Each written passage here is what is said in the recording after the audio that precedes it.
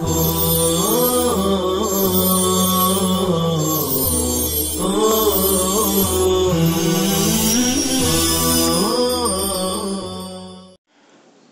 لله رب العالمين والصلاة والسلام على سيد الأنبياء والمرسلين سيدنا محمد وآله وصحبه أجمعين. بسم الله الرحمن الرحيم. وعن أبي هريرة رضي الله تعالى عنه قال: كنا قعودا حول رسول الله صلى الله عليه وسلم معنا ابو بکر وعمر رضی اللہ تعالی عنہما فی نفر.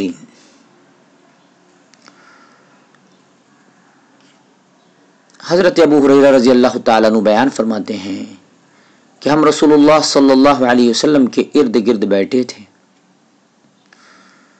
اور ہمارے ساتھ لوگوں میں حضرت ابو بکر و عمر رضی اللہ تعالی عنہما بھی تھے.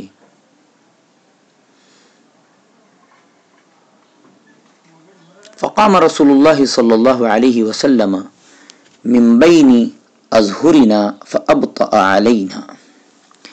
تو اچانک رسول اللہ صلی اللہ علیہ وسلم ہمارے درمیان سے اٹھ کر چلے گئے اور ہمارے پاس واپس آنے میں آپ نے کافی دیر فرمائی.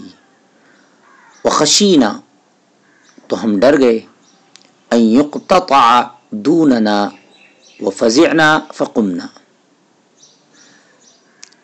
فکنت اول من فزع.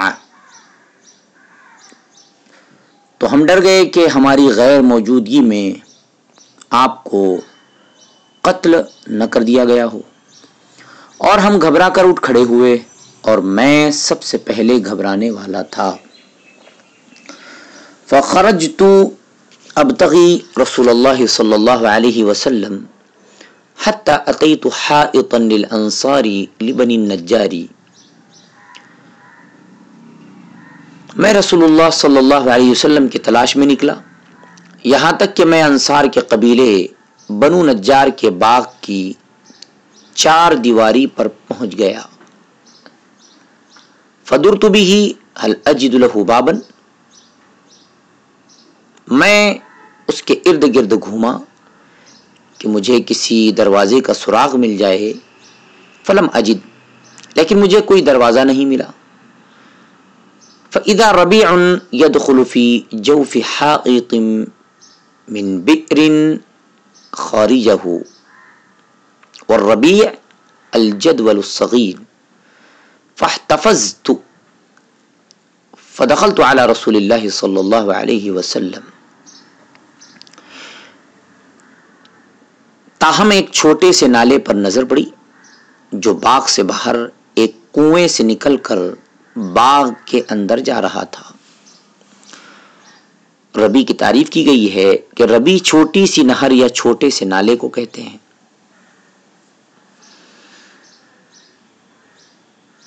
میں اس میں سے سمٹا کر اندر رسول اللہ صلی اللہ علیہ وسلم کے پاس پہنچ گیا. فدخلت علی رسول اللہ صلی اللہ علیہ وسلم.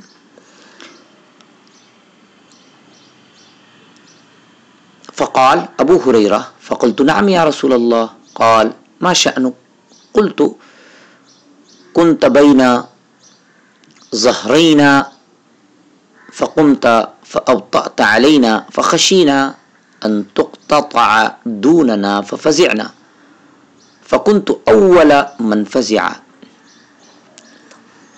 آپ صلی اللہ علیہ وسلم نے مجھے دیکھ کر فرمایا ابو ہریرہ.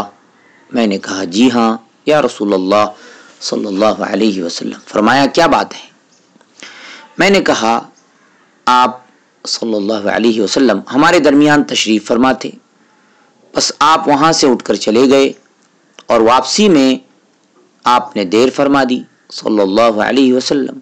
تو ہمیں ڈر محسوس ہوا کہ کہیں آپ کو ہماری غیر موجودگی میں قتل نہ کر دیا گیا ہو. چنانچہ ہم گھبرا اٹھے. گھبرانے والوں میں سب سے پہلے میں ہی مجلس سے اٹھا یعنی گھبرانے والوں میں سب سے پہلا آدمی میں ہی تھا. فأتيت هذا الحائط فاحتفظت كما يحتفظ الثعلب.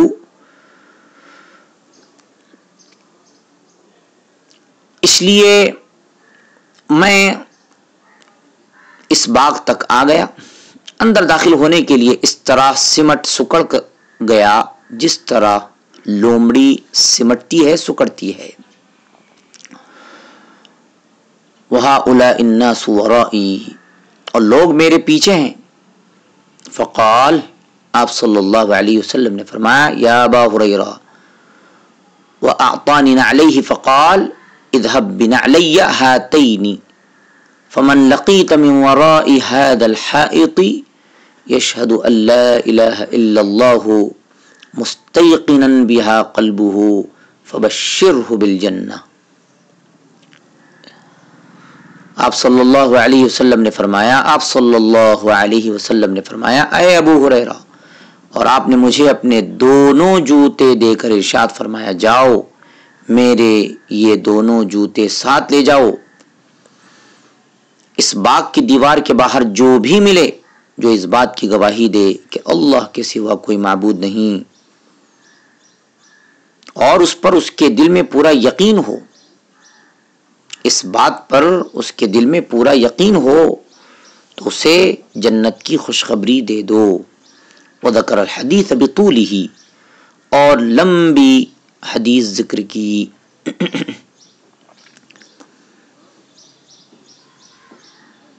یہ مسئلہ پہلے بھی بیان کیا جا چکا ہے کہ دل کی گہرائی سے اللہ پر ایمان رکھنے والا اگر اس نے شرک کا ارتکاب نہیں کیا ہوگا تو وہ یقیناً جنت میں جائے گا، یا تو پہلے مرحلے ہی میں چلا جائے گا، اگر اللہ کی مشیت ہوئی تو بصورت دیگر سزا بھگت کر جنت میں جائے گا. اس کا دائمی گھر جہنم نہیں جنت ہی ہوگا. اس حدیث میں خوشخبری کے اس بات کے علاوہ مومن کے بہرحال جنتی ہونے کی خوشخبری دی گئی ہے.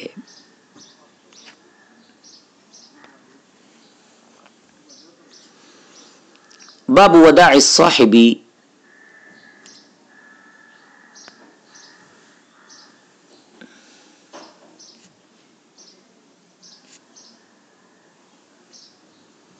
ووصيته عند فراق السفر وغيره والدعاء له وطلب الدعاء منه.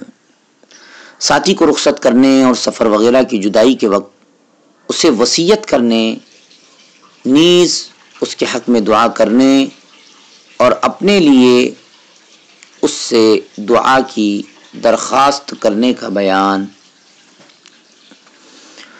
اعوذ باللہ من الشیطان الرجیم، بسم اللہ الرحمن الرحیم. قال اللہ تعالی ووصى بها ابراہیم بنیہ ویعقوب یا بنی ان اللہ اصطفى لکم الدین فلا تموتن الا وانتم مسلمون.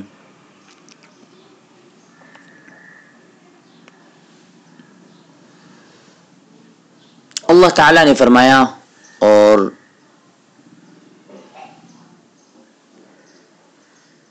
اس بات کی وصیت ابراہیم علیہ الصلوۃ والسلام نے اپنے بیٹوں کو کی اور یعقوب علیہ السلام نے بھی.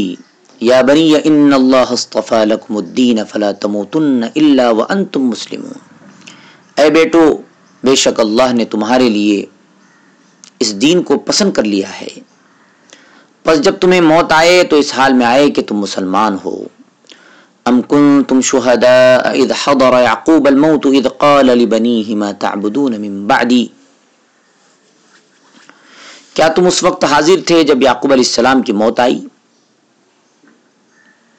جب انہوں نے اپنے بیٹوں سے کہا ما تعبدون من بعدی، تم میرے بعد کس کی عبادت کرو گے؟ قالوا نعبد الہک و الہ آبائک ابراہیم و اسماعیل و اسحاق الہا واحدا ونحن له مسلمون. انہوں نے کہا، ہم آپ کے اور آپ کے باپ دادا ابراہیم، اسماعیل اور اسحاق علیہم السلام کے معبود کی عبادت کریں گے جو ایک ہے اور ہم اس کے فرما بردار ہیں۔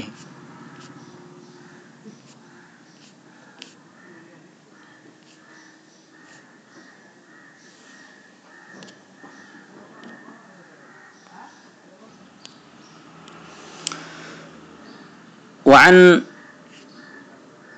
سالم بن عبد الله بن عمر رضي الله تعالى عنهم أن عبد الله بن عمر رضي الله تعالى عنهما كان يقول للرجل إذا أراد سفرا أدن مني حتى أودعك كما كان رسول الله صلى الله عليه وسلم يودعنا۔ حضرت سالم بن عبداللہ بن عمر رضی اللہ تعالیٰ عنہما سے روایت ہے کہ حضرت عبداللہ بن عمر رضی اللہ تعالیٰ عنہ آدمی سے فرماتے جب وہ کسی سفر کا ارادہ کرتا، میرے قریب ہو تاکہ میں تجھے الوداع کہوں، جیسا کہ رسول اللہ صلی اللہ علیہ وسلم ہمیں الوداع فرمایا کرتے تھے۔ آپ صلی اللہ علیہ وسلم فرماتے، میں تیرے دین، تیری امانت اور تیرے استودع اللہ دینک و امانتک و خواتیم عملک، میں تیرے دین، تیری امانت اور تیرے آخری اعمال کو اللہ کے سپرد کرتا ہوں۔ حدیث پاک میں مسافر کو الوداع کہنے اور مذکورہ دعائیہ کلمات کے ساتھ اس کے حق میں دعا کرنے کا استحباب ہے۔ وہ دعا یہ ہے، استودع اللہ دینک و امانتک و خواتیم عملک۔ وعن انس رضی اللہ تعالی عنہ قال جاء رجل الى النبي صلی اللہ علیہ وسلم فقال یا رسول اللہ انی اريد سفرا فزودنی۔ حضرت انس رضی اللہ تعالیٰ عنہ سے روایت ہے کہ ایک آدمی نبی صلی اللہ علیہ وسلم کی خدمت میں حاضر ہوا اور عرض کیا، یا رسول اللہ میرا سفر کرنے کا ارادہ ہے، آپ مجھے زاد راہ، توشہ راہ عنایت فرمائیں، یعنی میرے حق میں دعا فرما دیں۔ فقال زودک اللہ التقوی، آپ صلی اللہ علیہ وسلم نے فرمایا اللہ تعالیٰ تجھے تقوی کے توشے سے آراستہ فرمائے۔ قال زدنی، اس نے کہا میرے لیے مزید دعا فرمائیں۔ قال وغفر ذنبک، آپ صلی اللہ علیہ وسلم نے فرمایا اور تیرے گناہ معاف فرما دے۔ قال زدنی، اس نے کہا کچھ اور۔ قال، آپ صلی اللہ علیہ وسلم نے فرمایا وَيَسَّرَ لَكَ الْخَيْرَ حَيْثُ مَا كُنْتَ، تو جہاں کہیں بھی ہو اللہ تعالیٰ تیرے لیے بھلائی کو آسان کر دے۔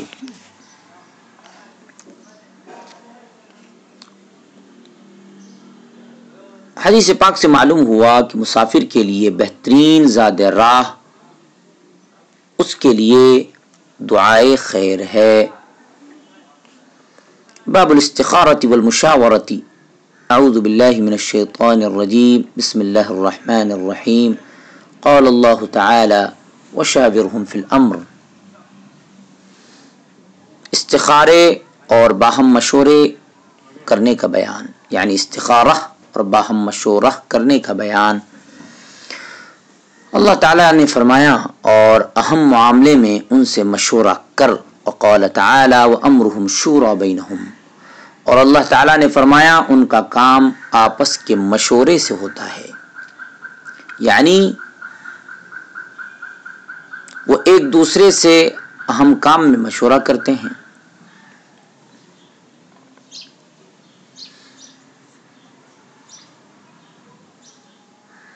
عن جابر رضی اللہ تعالی عنہ قال كان رسول اللہ صلی اللہ علیہ وسلم يعلمنا الاستخارة في الامور كلها كالسورة من القرآن۔ حضرت جابر رضی اللہ تعالیٰ عنہ سے روایت ہے کہ رسول اللہ صلی اللہ علیہ وسلم ہمیں قرآن کریم کی صورتوں کی طرح ہر معاملے میں استخارہ کرنے کی تعلیم دیا کرتے تھے۔ یقول، آپ فرماتے تھے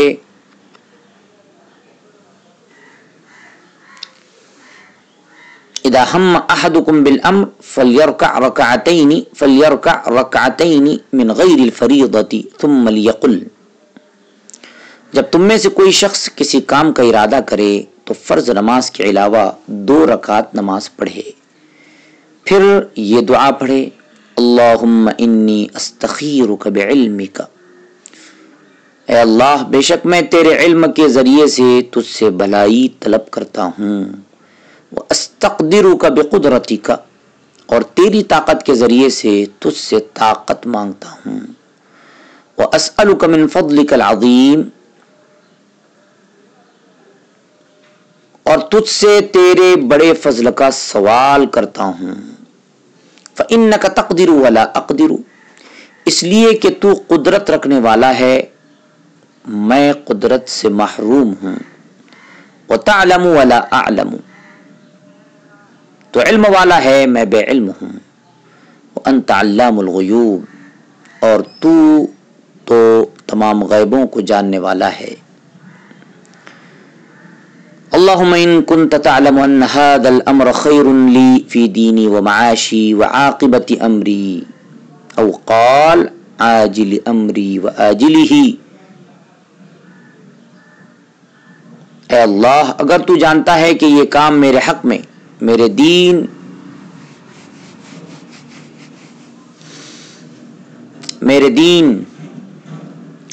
میرے گزران، میری زندگی اور انجام کے اعتبار سے، یا آپ صلی اللہ علیہ وسلم نے فرمایا میرے کام کے دیر یا سویر ہونے کے لحاظ سے بہتر ہے، فقدرہ لی ویسرہ لی،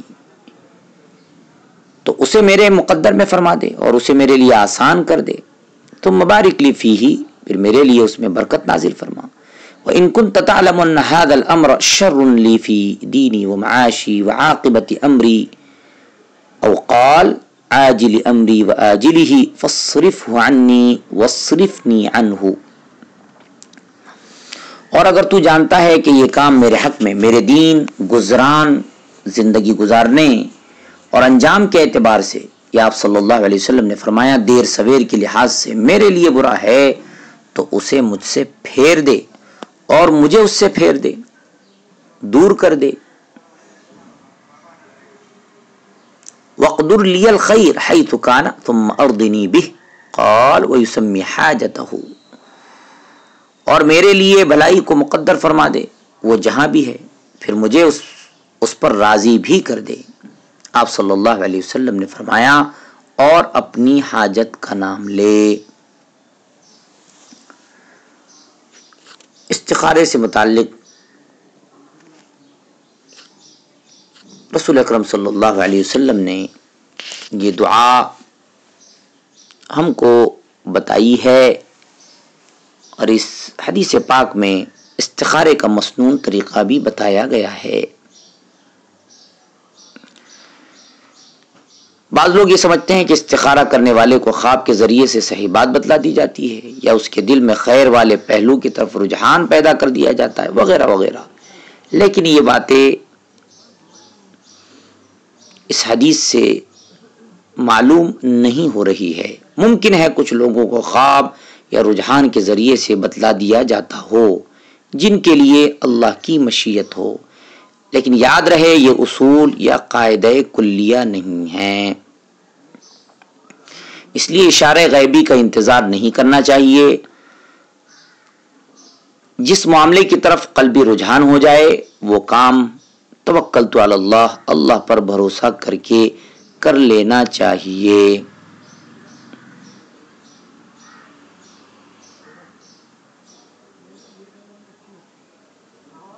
استخارہ بھی گویا ایک دعا ہے، اس لیے ہر اہم کام میں استخارے کا اہتمام ضرور کرنا چاہیے، لیکن یاد رہے استخارہ انہی امور کے لیے ضروری ہے جن کا تعلق مباحات سے ہے، جن میں انسان کو خیر اور شر کا علم نہیں ہوتا۔ باقی جو فرائض، واجبات، سنن و مستحبات ہیں ان کی ادائیگی تو ہر صورت میں ضروری ہے، اسی طرح جو محرمات و مکروہات شرعیہ ہیں ان سے اجتناب ضروری ہے۔ ان اوامر و منہیات میں استخارہ کرنا جائز نہیں ہے۔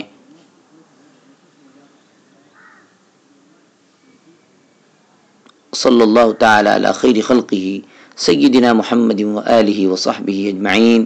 برحمتک یا ارحم الراحمین.